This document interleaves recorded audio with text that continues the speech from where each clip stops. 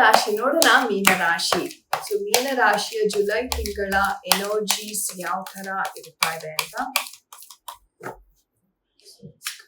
So ಮೀನರಾಶಿಯವ್ರಿಗೆ ಒಂದ್ ರೀತಿ ಹೇಳೋದಂದ್ರೆ ತುಂಬಾ ಅದ್ಭುತವಾದ ಒಂದು ಸಿಚುವೇಶನ್ಸ್ ಅಂತಕ್ಕಂಥದ್ದು ಎದುರಾಗುತ್ತೆ ಅಂತಾನೆ ಹೇಳ್ಬೋದು.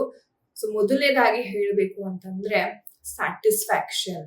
ನಾನು ಈ ಕೆಲಸವನ್ನ ಮಾಡಿ ಮುಗಿಸ್ದೆ, ನಂಗೆ ತೃಪ್ತಿ ಇದೆ, ಅಂದ್ರೆ ಆತ್ಮ ತೃಪ್ತಿಯನ್ನ ಪಡ್ಕೊಳ್ಳುವಂತಹ ಒಂದು ತಿಂಗಳಾಗಿರುತ್ತೆ ಅಂತಾನೆ ಹೇಳ್ಬಹುದು.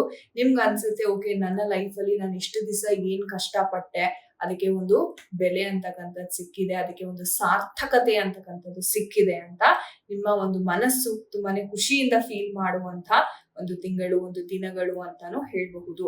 ಅಂಡ್ ನಿಮಗೆ ಎಸ್ಪೆಷಲಿ ಯಾವ ವಿಚಾರದಲ್ಲಿ ನೀವು ತುಂಬಾ ತಲೆ ಕೆಡ್ಸ್ಕೊಂಡಿರಿ, ಅಯ್ಯೋ ಇದಾಗುತ್ತೋ ಇಲ್ವೋ, ನನ್ಗೆ ಇದ್ರಲ್ಲಿ ಸಕ್ಸಸ್ ಸಿಗುತ್ತೋ ಇಲ್ವೋ, ಅಥವಾ ಬಿಸ್ನೆಸ್ ಮೇಲೆ ಇನ್ವೆಸ್ಟ್ ಮಾಡ್ಬಿಟ್ಟಿದೀನಿ, ಇದು ಏನಾಗುತ್ತೋ ಏನೋ. ಸೊ ಅಚಾನಕ್ ಆಗಿ ನಿಮ್ಗೆ ನೀವು ಒಳ್ಳೆ ಮನಸ್ಸಿನಿಂದ ಖಂಡಿತವಾಗ್ಲೂ ಪ್ರಯತ್ನ ಅಂತಕ್ಕಂಥದ್ದು ಮಾಡಿದೀರಾ, ಅದಕ್ಕೆ ತಕ್ಕ ಪ್ರತಿಫಲ ಅಂತಕ್ಕಂಥದ್ದು ಕರ್ಮದ ರೂಪದಲ್ಲಿ ನಿಮ್ಗೆ ಈ ತಿಂಗಳಲ್ಲಿ ಸಿಗ್ತಾ ಇದೆ.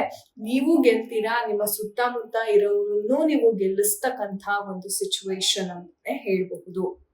ಅಂಡ್ ದೈವದ ಒಂದು ಬ್ಲೆಸ್ಸಿಂಗ್ಸ್ ಅಂತಕ್ಕಂಥದ್ದು ಸಹ ನಿಮ್ಮ ಮೇಲೆ ಆಗ್ತಾ ಇದೆ. ಸೊ ನಿಮ್ಗೆ ಏನಾದ್ರೂ ಲೈಕ್ ದಾನ ಧರ್ಮ ಮಾಡ್ಬೇಕು ಈ ಒಂದು ತಿಂಗಳಲ್ಲಿ ಅಂತ ಇದೆ, ಖಂಡಿತವಾಗ್ಲೂ ಎಲ್ಲರೂ ಅನಾಥಾಶ್ರಮಕ್ಕೋ ಅಥವಾ ಒಂದು ಪ್ರಾಣಿ ಪಕ್ಷಿಗಳಿಗೆ ಸಹ ನೀವು ನಿಮ್ಮ ಕೈಲಾದ ಒಂದು ದಾನ ಧರ್ಮವನ್ನ ಮಾಡಿ ಆ ಗುಡ್ ಕರ್ಮವನ್ನ ಇನ್ನೂ ಜಾಸ್ತಿ ಮಾಡ್ಕೋಬಹುದು ಅಂತಾನೆ ಹೇಳ್ಬೋದು.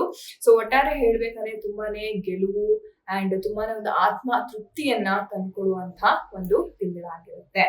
ಒಳ್ಳೇದಾಗ್ಲಿ.